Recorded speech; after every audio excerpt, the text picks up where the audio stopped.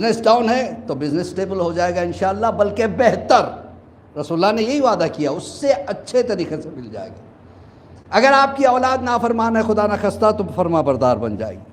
اگر گھر میں جھگڑے ہیں تو محبت پیدا ہو جائے گی۔ نماز میں شوق نہیں ہے تو شوق پیدا ہو جائے گا کہ امام زمانہ موجود ہے۔ کائنات ایک ایک چیز میں، ان کی ایک ایک گفتگو میں، ان کے ایک ایک جملے میں بہت بڑا، یعنی بہت بڑی فکر چھپی رہتی ہے۔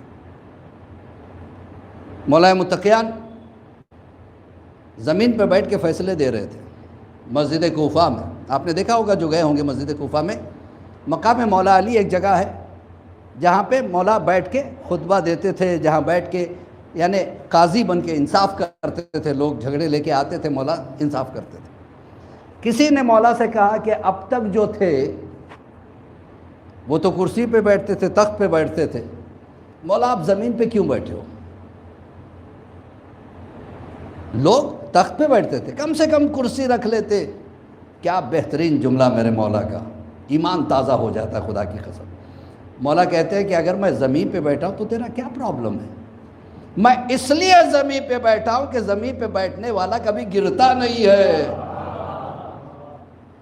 یہ ہے پیغام، یہ ہے فضیلت، یہ ہے فضائل جو انسان سن کے اس میں چینج آ جائے۔ ابو الحسن اصفہانی بہت بڑے عالم دین گزرے، نجف میں ہوا کرتے تھے۔ ان کے پاس ایک خط آیا، ان کے شاگرد سامنے بیٹھے ہوئے، وہ شاگرد بیان کر رہے تھے۔ ان کو یمن سے خط آیا، مفتی بحر العلوم کی طرف سے، اس زمانے کے یمن کے مفتی۔ کیسے یمن میں شیعت پیدا ہوئی یہ میں آپ کے سامنے بہت مختصر وقت میں انشاءاللہ مجھے ختم بھی کرنا ہے، کیونکہ 9:45 میرا انشاءاللہ وقت رہے گا ختم کرنے کا۔ تو اذان محترم ایک دو چار منٹ ادھر ادھر بھی ہو سکتے۔ تو اب ہوا یہ کہ خط آیا، اس میں لکھا ہوا ابو الحسن اصفہانی کو خطاب کرتے ہوئے کہ آپ حضرات امام زمانہ کی غیبت کو مانتے ہیں، اس کی دلیل کیا ہے؟ عالم دین اسے کہتے ہیں، کانفیڈنس اسے کہتے ہیں۔ ان کے شاگرد بیان کرتے ہیں، وہ خط پڑھ کے مسکرائے، کہا اس کا جواب لکھو۔ جواب میں لکھنے کے لیے شاگرد بیٹھے، کہا کیا لکھوں؟ کہ اے مفتی بحر العلوم، آپ پہ ہمارا سلام۔ آپ یہ جاننا چاہتے ہیں کہ ہمارے امام زمانہ غیبت میں ہے یا نہیں ہے، دلیل آپ نے پوچھی ہے، آپ نجف آئیے، میں ملاقات کرا دوں گا۔ آپ نجف آئیے، میں ملاقات کتنا بڑا دعویٰ! ایک مرتبہ یہ کہتے ہیں کہ ہم نے جو ہے نا وہ خط کو پڑھ لیا، اس کے بعد ہم نے پوسٹ کر دیا۔ اب فوراً جیسے بحر العلوم کو پتہ چلا تو وہ اپنے غلام اور ایک بیٹے کے ساتھ وہاں سے نکل کے نجف آ گئے۔ نجف آ کے ایک جگہ قیام کیا۔ کسی نے آ کے ابو الحسن اصفہانی سے کہا کہ بحر العلوم آ چکے ہیں۔ کہا کہ ٹھیک ہے، رات کو کھانے پہ میرے گھر بلانا ہے، میں خود جا کے ان سے ملاقات کروں گا اور لے کے آؤں گا۔ اسے کہتے ہیں اخلاق۔ گئے، جا کے لے کے آئے، کھانا ہوا۔ کھانا ہونے کے بعد پھر انہوں نے وہی دعویٰ کیا کہ بتائیے آپ کے پاس کوئی دلیل ہے امام زمانہ کی غیبت کی، کہ امام زمانہ موجود ہے؟ کہ کل صبح میں آپ کو لے کے جاتا ہوں۔ کربلا میں ایک مقام ہے جسے مقام امام زمانہ کہتے ہیں، اور ایک وادی السلام میں مقام امام زمانہ موجود ہے۔ کہا ٹھیک ہے۔ گئے سیدھے وادی السلام میں مقام امام زمانہ میں پہنچنے کے بعد کہا کہ آپ انتظار کریں، میں ابھی آتا ہوں۔ انہوں نے وضو کیا اور وہاں پہ ایک چھوٹا سا کمرہ ہے، اس کے اندر چلے گئے۔ تھوڑی دیر کے بعد ایسے لگ رہا تھا جیسے دو آدمی آپس میں بات کر رہے ہیں۔ باہر بحر العلوم بھی ہیں، ان کے بیٹے بھی ہیں۔ کہا یہ کیا کر رہے ہیں اندر، کس سے بات کر رہے ہیں؟ اتنے میں اندر سے آواز آئی، آغا بحر العلوم آپ اندر تشریف لے آئیے۔ بیٹا آگے بڑھنا چاہا، اندر سے آواز آئی، آپ کے لیے اجازت نہیں ہے، نوکر کے لیے اجازت نہیں ہے۔ یہ تنہا اندر گئے۔ تھوڑی دیر گفتگو چلتی رہی۔ بحر العلوم کے فرزند کہتے ہیں کہ پھر میں نے سنا تھوڑی دیر کے بعد میرے بابا کے رونے کی آواز آ رہی تھی۔ توبہ یا فرزند زہرا، توبہ یا فرزند زہرا۔ کہہ رہے ہیں کہ مولا مجھے معاف کر دو، مجھے معاف کر دو، مجھ سے غلطی ہو گئی، میں نے آپ کی شخصیت کو پہچانا نہیں تھا۔ اب اس کے بعد روتے روتے غش کھا گئے۔ پھر اندر سے آواز آئی اب تم لوگ آ جاؤ۔ جب یہ اندر گئے تو دیکھا صرف آ گئے، ابو الحسن اصفہانی ہے اور بحر العلوم بے ہوش پڑے ہوئے. تو جب انہیں ہوش میں لایا گیا، ہوش میں آتے انہوں نے کہا اشہد ان لا الہ الا اللہ اشہد ان محمد رسول اللہ و علی ولی اللہ.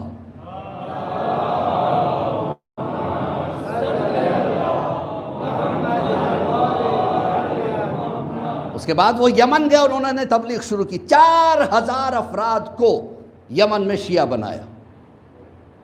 یہ امام زمانہ کی دین تھی. آج یمن میں شیعہ بھرے ہوئے ہیں. تو اذان محترم، کسی نے آغا بہجت سے کہا تھا، آغا یہ بتائیے امام سے قریب ہونے کے لیے، امام سے ملاقات کرنے کے لیے ہمیں کیا کرنا چاہیے؟ تو آغا بہجت نے جواب دیا، سب سے پہلے گناہ کرنا چھوڑ دو، نماز وقت پر پڑھو، نماز شب کے پابند ہو جاؤ، امام خود چل کے تم سے ملاقات کے لیے آ جائیں گے. اذان محترم کردار تو رکھیں ایسا، پھر اس کے بعد امام کو پکارے. ورنہ خدا نہ خواستہ ہمارے کردار برے ہو اور ہم کہیں اللہ جل اور مولا آ جائے اور ہم سے سوال کر لے کیا اس لیے مجھے بلایا تھا کہ میں تو. دیکھیے ہم چہروں کو دیکھتے ہیں لیکن امام کے سامنے وہ چہرے آ جاتے ہیں جو اندر کے ہیں. چھٹے امام کے ساتھ ایک صحابی امام تھے، انہوں نے دیکھا کہ بہت سارے حج کرنے کے لیے لوگ آئے ہیں، تو کہا مولا کتنے لوگ حج کے لیے آئے؟ امام نے اس کے چہرے پہ ہاتھ پھر رکھا، اب دیکھا کہ بہت کم آدمی ہے، باقی جانور ہے، کوئی گدھے کی شکل میں، کوئی اونٹ کی شکل میں، کوئی کتے کی شکل میں، کوئی نجس جانور کی شکل میں. کہا مولا میں یہ کیا دیکھ رہا ہوں؟ کہ یہ ان کے اندر کے چہرے ہیں. امام ہمارے اس چہرے کو نہیں، ہمارے اندر کے چہرے کو دیکھتے ہیں. اس چہرے کی خوبصورتی کے لیے ہم کیا کیا کرتے ہیں؟ سپا کرتے ہیں، جا کے کہتے ہیں کہ چہرے کو خوبصورت بناؤ، طرح طرح کے کریم استعمال کرتے ہیں، فیئر اینڈ لولی. کسی نے کہا کہ اس سے گورے ہو جائیں گے، اگر سبھی فیئر اینڈ لولی سے گورے ہو جاتے، اس کا اونر ہے مدراسی جو سب سے زیادہ کالا ہے، وہ پہلے گورا ہو جاتا. یہ چہرہ ایک دن خاک میں مل جائے گا. اصلی چہرہ جسے حسین بنانا ہے وہ روحانی چہرہ ہے. مولا متقیان کہ گھر میں 3 دن سے فاقہ تھا. مولا گئے مزدوری کرنے کے بعد 7 درہم ملے، لے کے آ رہے تھے، راستے میں ایک فقیر ملا، اسے 2 درہم دے دیے، بچے کتنے؟ 5. اور آگے بڑھے، ایک اور صحابی ملا، بہت بھوکا ہوں مولا، اسے 2 دے دیے، بچے کتنے؟ 3. پھر ایک فقیر ملا، اسے 1 دے دیا، 2 درہم بچ گئے. اس کا آٹا خریدنا جا رہے تھے تو جناب مقداد نے سوال کر لیا، مولا آپ نے کل کی فکر نہیں کی؟ کیونکہ آج اگر آدمی 100 روپے کماتا ہے تو 50 آج خرچ کرتا ہے، 50 کل کے لیے رکھتا ہے. یہ انسان کی فطرت ہے. آپ نے پورا آج ہی خرچ کر دیا، سب آپ نے تقسیم کر دیا، جو ملا اسے آپ نے آج کے لیے خرید لیا، کل کا کیا ہوگا؟ کیا بہترین مولا نے بات کہی ہے کہ جب بھی مجھ پہ فائنینشیل کرائسس آتے ہیں تو میں اس جملے کو یاد کرتا ہوں تو طاقت مل جاتی ہے. مولا کہتے ہیں میں کیسے اس خدا پہ شک کروں جو آج تک کھلایا کل نہیں کھلائے گا. یہ گولڈن ورڈز ہیں، اس کو اپلائی کرنے کی ضرورت ہے اپنی زندگی میں. اسی کو شیعہ کہتے ہیں، اسی کو شیعہ کہتے ہیں، ورنہ دعاؤں کا سہارا ہے.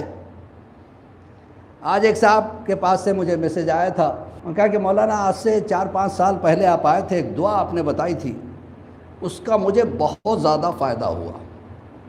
میں چاہتا ہوں کہ آپ دوبارہ اس دعا کو دہرا دیں تاکہ لوگوں کو اس کا لابھ ملے، اس کا فائدہ ملے. اس دعا کو بیان کرنے سے پہلے، یہ حالانکہ میں آج سے 4-5 سال پہلے جب بھی آیا تھا میں نے بیان کیا تھا، اب لوگوں کی خواہش ہے لہذا میں بیان کرنا چاہتا ہوں. میرا انٹینشن ریپیٹیشن کا نہیں ہے، لیکن چونکہ ضروری چیز ہے لہذا بتا دوں. لیکن اس سے پہلے تھوڑی سی بیک گراؤنڈ اس کی سمجھ جائیے گا. جناب ام سلمہ جو تھی رسول اللہ کی بیوی، ان کی پہلے شادی ہو چکی تھی، شوہر بہت چاہنے والے تھے لیکن ایک جنگ میں شہید ہو گئے. تو فائنینشلی اتنی کمزور ہو گئی تھی کہ مدینے میں وہ رہنے کے لیے مکان کرائے پہ نہیں لے سکتی تھی، مدینے کے باہر ریگستان میں ایک جھوپڑی بنا کے اس میں رہتی تھی، اور دن رات اپنے شوہر کو یاد کرتی تھی کہ وہ تھے، مجھے کوئی پریشانی نہیں تھی۔ ایک دن اپنے بیٹے سے کہا جاؤ تم رسول اللہ کے پاس جاؤ اور میرا سلام کہنا، اور ان سے کہنا کہ مجھے پیسے کی مدد نہیں چاہیے، اور پیسہ کب تک کون دے گا، ان سے کہہ دینا کہ مجھے کوئی ایسی دعا دے دو جس کی وجہ سے، ایک صلوات پڑھے پر محمد و آل محمد،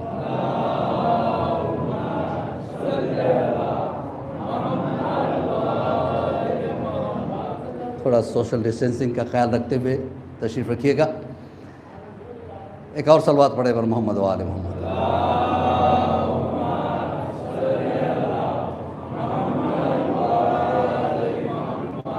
تو جناب ام سلمہ نے کیا کہا، سرکار مجھے پیسے نہیں چاہیے، دعا دے دو جس کو میں پڑھوں اور میرے حالات بدل جائیں۔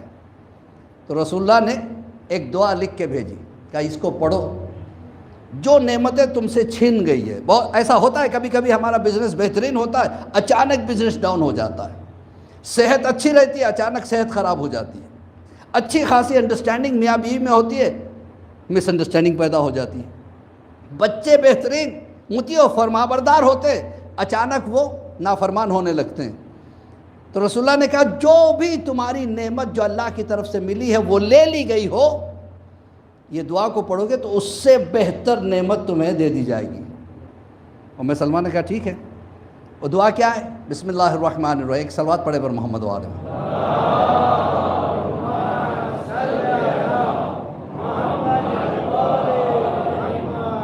انا للہ و انا الیہ راجعون، اللہم اجعل لی فرجا و مخرجا وارزقنی خیرا من حیث احتسب و من حیث لا احتسب۔ ریکارڈ ہو رہا ہے، لہٰذا آپ اس سے کہیں بھی جو ہے نا دوبارہ سن کے اس کو بہت کلیئرلی میں نے آپ کے سامنے پیش کیا۔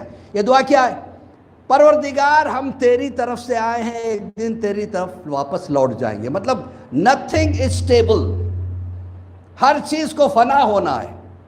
مالک ہمیں کامیابی عطا کر، ورزقنی خیرا، مجھے خیر دے، خیر کا مطلب اولاد، خیر کا مطلب دولت، خیر کا مطلب صحت، خیر کا مطلب حب علی ابن ابی طالب،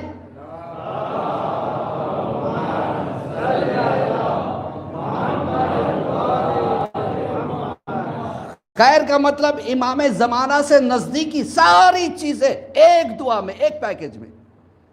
اس کو پڑھیے گا انشاءاللہ، ہر نماز میں 3 مرتبہ پڑھ لیجئے گا ہر نماز کے بعد۔ اگر آپ کا بزنس ڈاؤن ہے تو بزنس سٹیبل ہو جائے گا انشاءاللہ، بلکہ بہتر، رسول اللہ نے یہی وعدہ کیا، اس سے اچھے طریقے سے مل جائے گا۔ اگر آپ کی اولاد نافرمان ہے، خدا نخواستہ، تو فرما بردار بن جائے گی۔ اگر گھر میں جھگڑے ہیں تو محبت پیدا ہو جائے گی۔ نماز میں شوق نہیں ہے تو شوق پیدا ہو جائے گا۔ امام زمانہ سے دور ہیں تو نزدیکی آ جائے گی۔ ایک صلوات پڑھے پر محمد و آل محمد۔